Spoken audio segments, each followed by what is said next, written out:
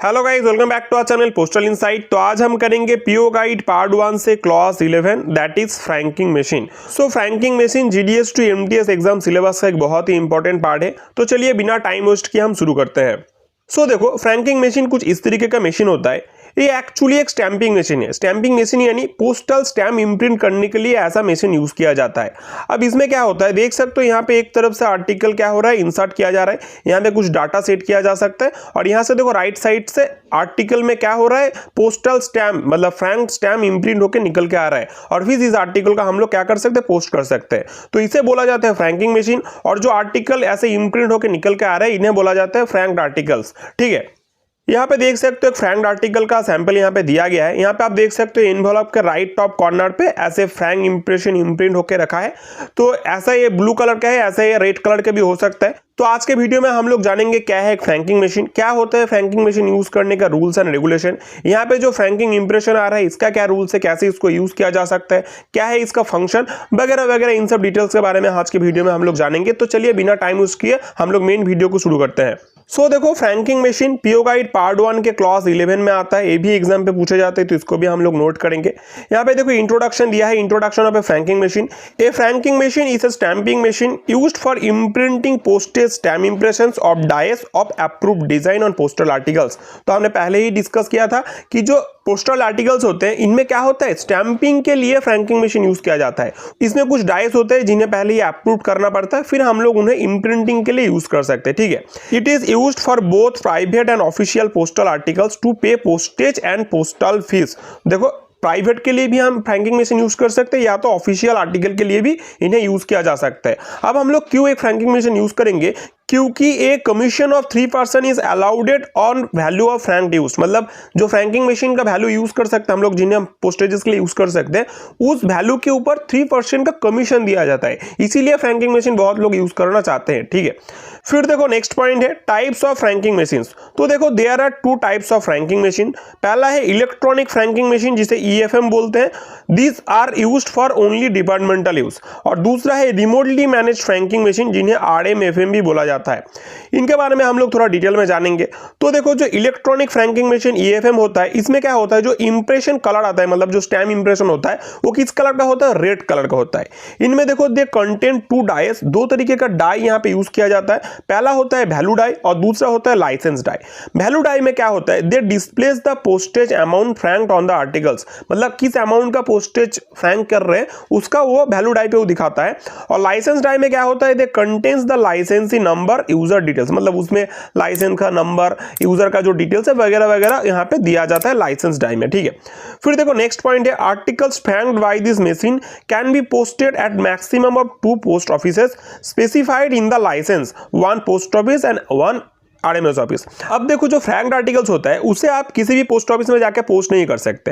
पहले से ही 2 post office ऐसे फिक्स्ड किया जाता है लाइसेंस में, जहां पे आप जाके फ्रैंक्ड आर्टिकल को पोस्ट कर सकते हो, जिसमें एक पोस्ट ऑफिस हो सकता है, एक आरएमएस ऑफिस भी हो सकता है। ठीक है, इसके बारे में हम लोग डिटेल में और भी आगे जानेंगे। चलो इसके बाद हम देखते हैं दूसरे तरीके का फ्रैंकिंग मशीन जो है रिमोटली मैनेज फ्रैंकिंग मशीन आरएमएफएम।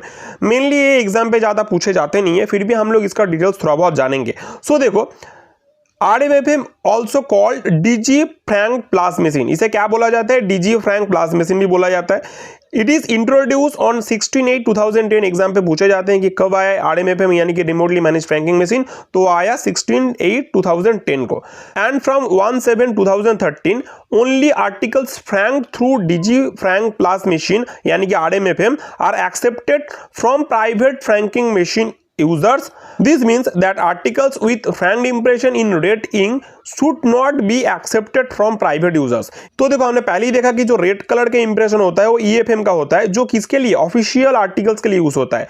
अब जो रेड कलर के इंप्रेशन होते हैं वो लोग प्राइवेट यूजर्स उन्हें यूज नहीं कर सकते। कब से रूल चालू हुआ है, 1/7/2013 को, यानी कि प्राइवेट यूजर्स सिर्फ जो रिमोटली मैनेज फ्रैंकिंग मशीन है वहीं से जो इंप्रिंट होगा उसी को सिर्फ यूज कर सकते हैं। ठीक है, फिर देखो नेक्स्ट पॉइंट है based on advance technology with security features. ये कुछ फीचर्स है इसका।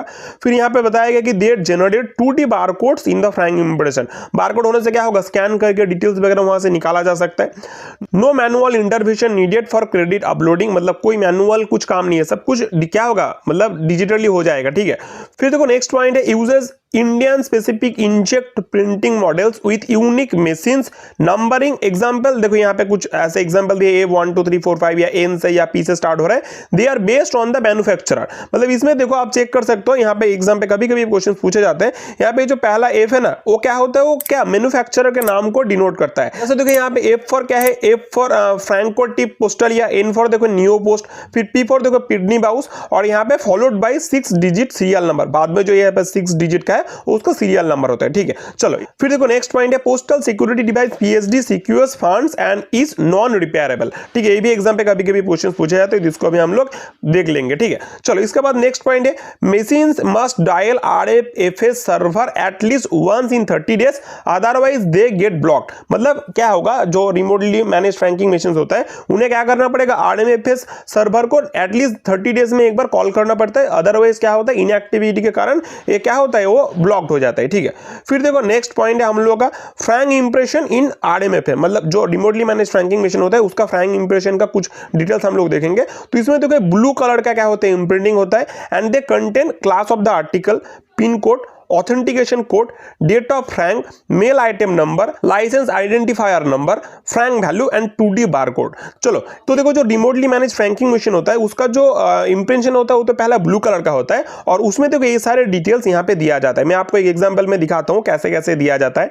तो देखो यहाँ पे एक स्पेसिमेन दिया है, आप देख सकते हो यहाँ पे जैसे दिया है कि जो ये रजिस्टर्ड पोस्ट है, फिर देखो यहाँ पे इसका पिन कोड भी दिया गया है, ऐसे आप देख सकते हो ऑथेंटिकेशन कोड भी यहाँ पे दिया है, यहाँ पे देखो एक 2D बारकोड यहाँ पे दिया गया है, ठीक है, इसको 2D बारकोड है एक।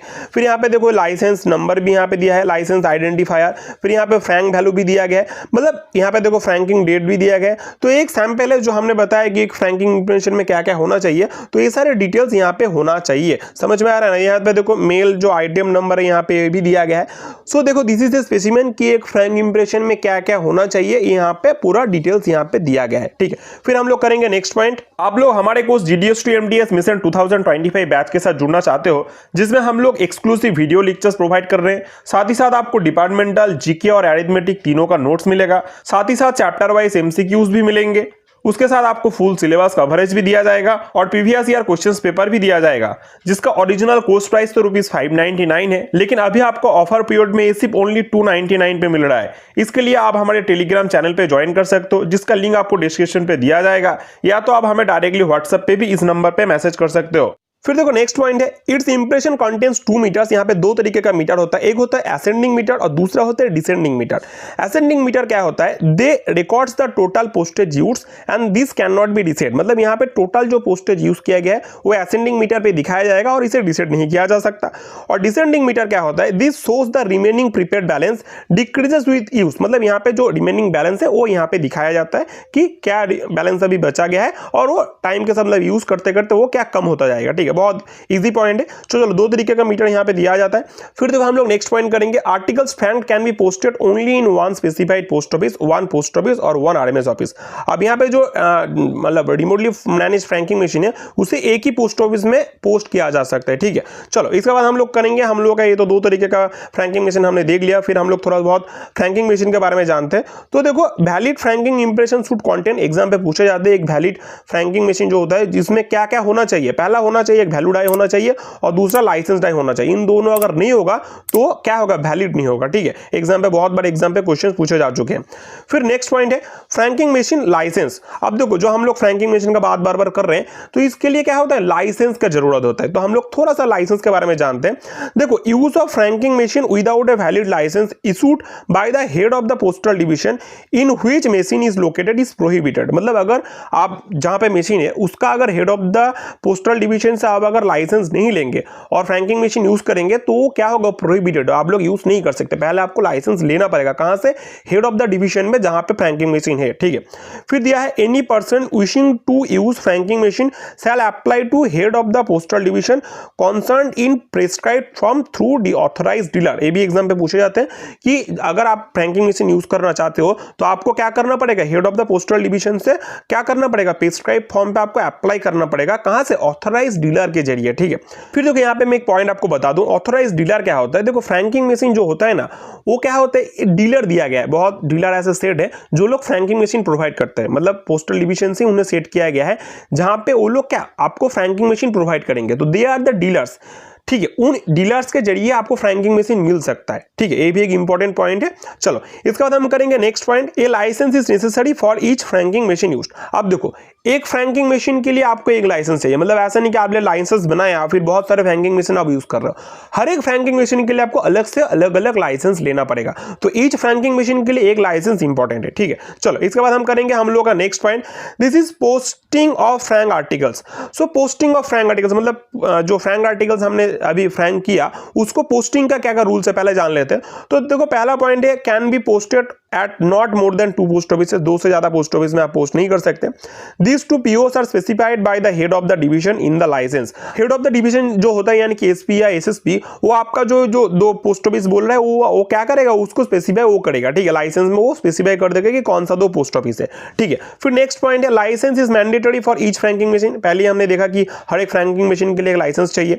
नेक्स्ट पॉइंट है, licence must be obtain from the head of the postal division. ये भी हमने थोड़ी देर पहले देखा कि head of the postal division से आपको लाइसेंस लेना पड़ेगा। फिर नेक्स्ट पॉइंट है, if posting in one office article must be handed over at the counter. अगर आप एक ही ऑफिस में क्या कर रहे हो, पोस्ट कर रहे हो, तो आपको क्या करना पड़ेगा, आर्टिकल को काउंटर पे जाके पोस्ट करना पड़ेगा।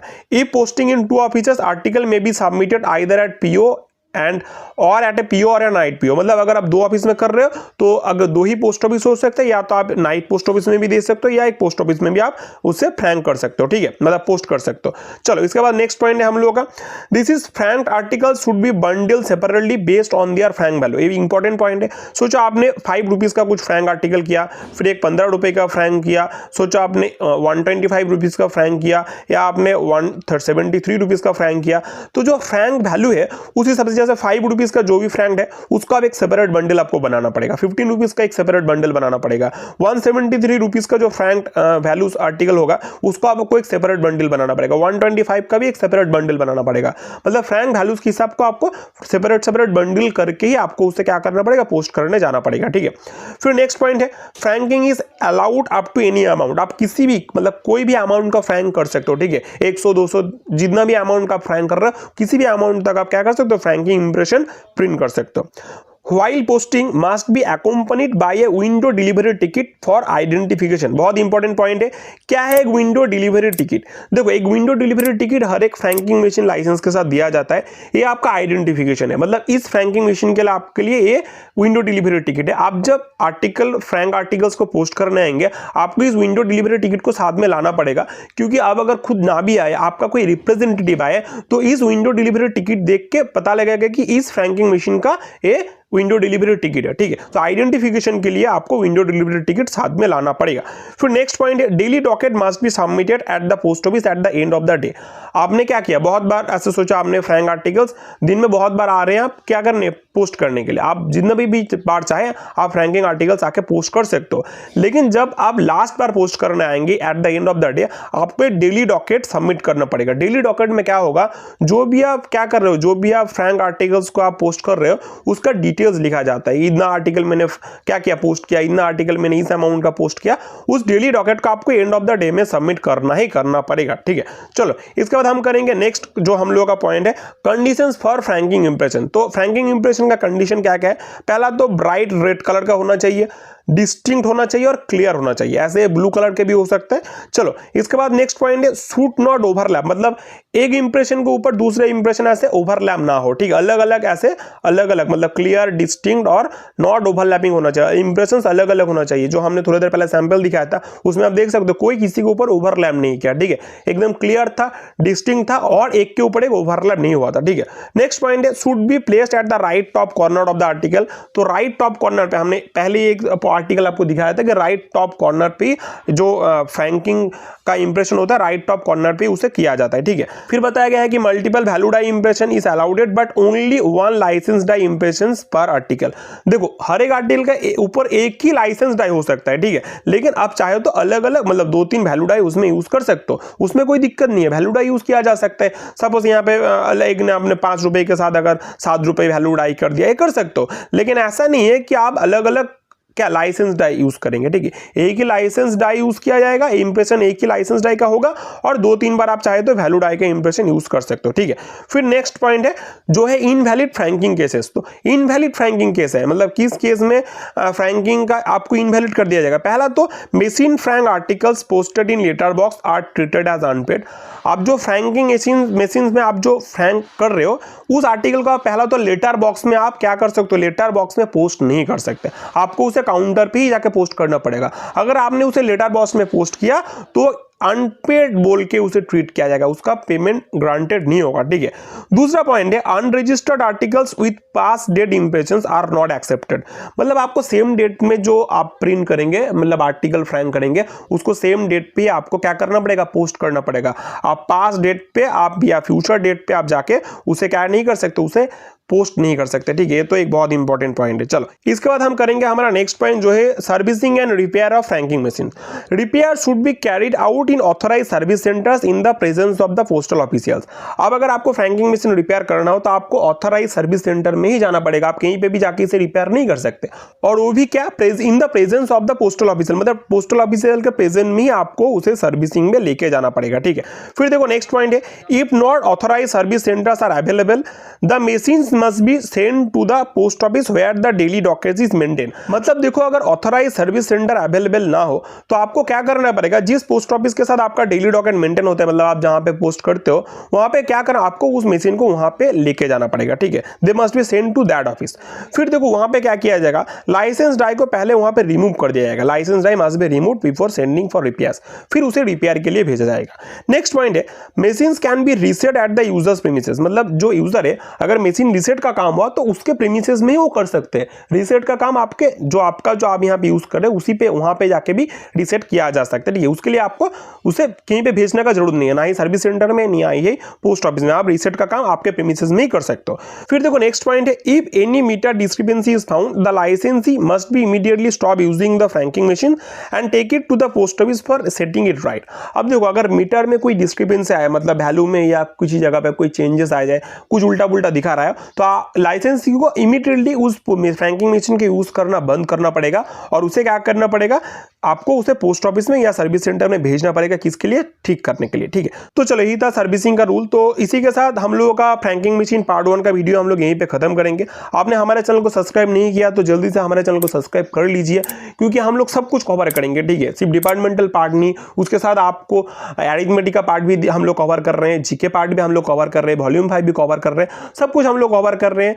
प्रीवियस ईयर के क्वेश्चन पेपर भी हम लोग कवर करेंगे, एमसीक्यूज भी हम लोग कराएंगे। तो जल्दी से हमारे चैनल को सब्सक्राइब कर लीजिए क्योंकि हम लोग पूरा सिलेबस जल्दी कवर करेंगे। मिलते हैं जल्दी दोबारा नए वीडियो के साथ, सब्सक्राइब करके रखिए।